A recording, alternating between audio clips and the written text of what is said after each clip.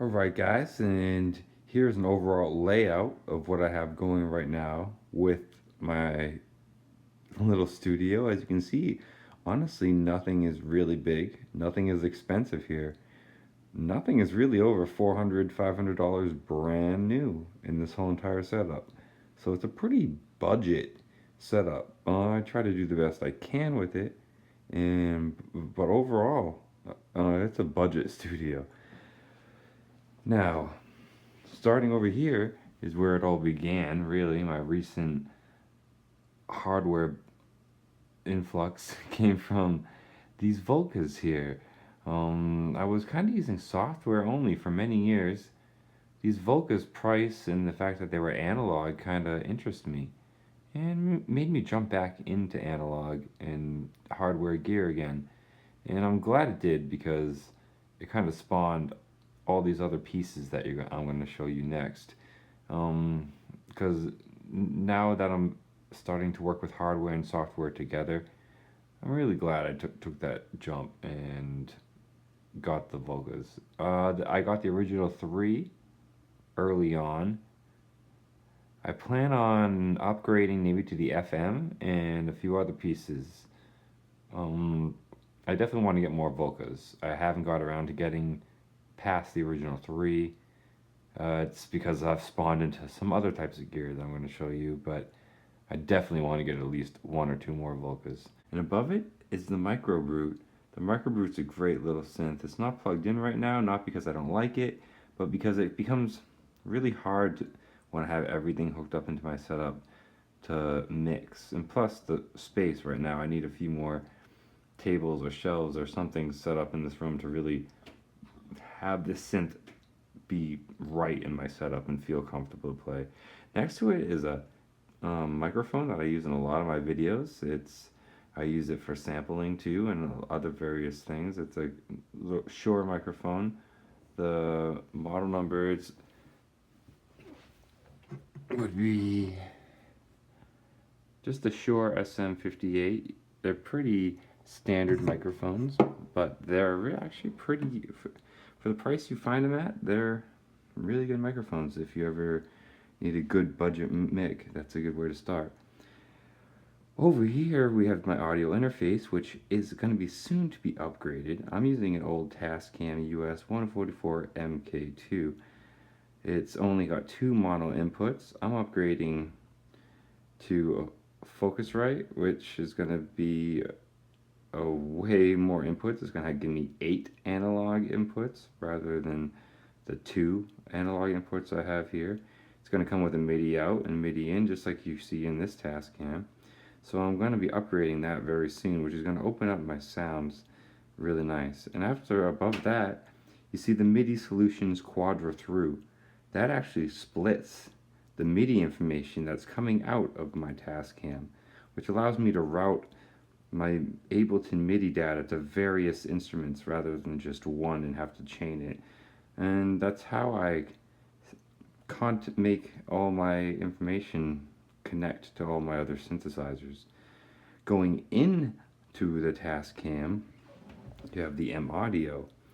The M Audio code 49 is kind of my brain, my mothership of the whole entire device.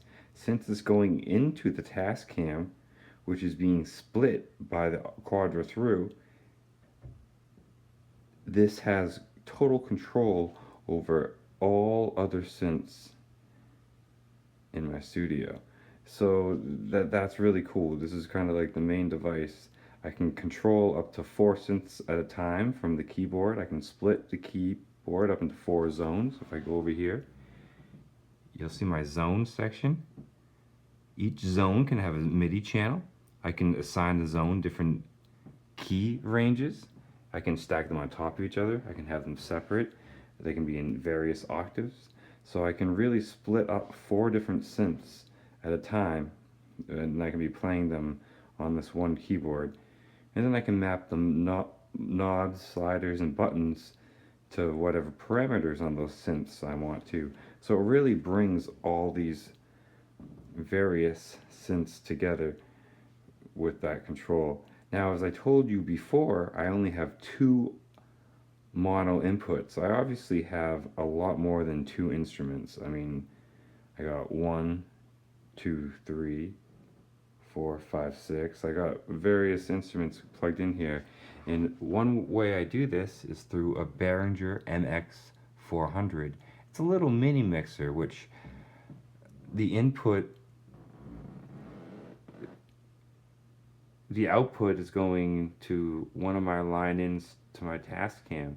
So it's splitting my line in of my task cam, allowing me to turn one of my line ins into 4 mono inputs. So basically what I'm doing is I'm taking one of my mono inputs from my task cam and running in my drum machine into that as my drum track, and I'll EQ it or do whatever I need to my drums. And then my second line in, which is going to this mixer, which is split up to all my synths, which I can add as delays and reverbs and other effects on the synths. So right now I'm all my jams and every song you've heard me record live up to this point has been all done in that nature with just 2 channels. Getting that interface is going to allow me to have 8 channels, which is going to obviously blow up my sound. I'm going to be able to put a lot more individual effects on individual instruments, and it's going to give me a lot more control over my setup. If you wonder how all this is MIDI together, as I told you before, I go from the MIDI out of the Code 49 into the MIDI in of the task cam, from the MIDI out of the task cam to the Quadra MIDI Solutions Quadra through, which is at that point split one of the 4 outputs to my Volca beats, another output to my Volca bass, and then the last 2 remaining outputs are split down to another set of synths down here, the Roland Boutiques. I picked up the Boutiques after the Volcas. They're great. Most people know what they are, so I'm not going to go into too much detail of the synths themselves, but they are amazing sounding and amazing synths. Now, the MIDI is going into these Boutiques.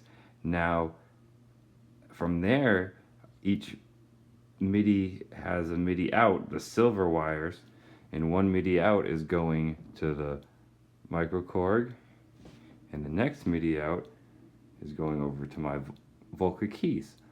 And that's how I get my spider web of MIDI sent all the way around the whole entire studio, so the Code 49 controls everything and has command over everything in the studio. Now I do some MIDI routing in Ableton, and I can show that more on my software side of the studio. This is more dwells into the hardware side of the studio. Many people ask me how I get my analog instruments to hook up, and this is exactly how I do it, because all my analog instruments have MIDI in, including the Microbrute. The only instrument I have that doesn't have a MIDI in is actually my little PL12 here. But that's the only piece that I have to really deal with not having MIDI. So I can do a video on that at another time for you guys and kind of give you an example of maybe how I deal with the PL12 and I sample it and I make my beats with it. Well, yes. So that's general layout of how I get my MIDI going and how I get my audio going with my setup.